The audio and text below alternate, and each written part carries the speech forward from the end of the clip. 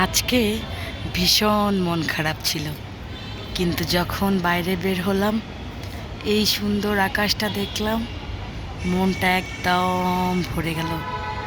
কী যে শান্তি লাগছে এখন। পাতাগুলো একটু নড়ছে না, মেঘগুলো যেন স্থির, সব কিছু যেন স্থবির হয়ে আছে শুধু আমার জন্য। কত নীরব, সব কিছু কত শান্ত, কিন্তু মানুষের মন কত অস্থির, কত চিন্তা, কত ভাবনা, কত ভাবে, কত কিছু করার চিন্তা, ভাবতেই অবাক লাগে। কিন্তু দিন শেষে সবাই মিলাই যাবে সেই মাটির নিচে। অস্তিত্ব থাকবে কি থাকবে না তার তো কোনো কিছুই জানি না আমরা। শুধু মাংস গলে যাবে, হাড়গুলো থাকবে।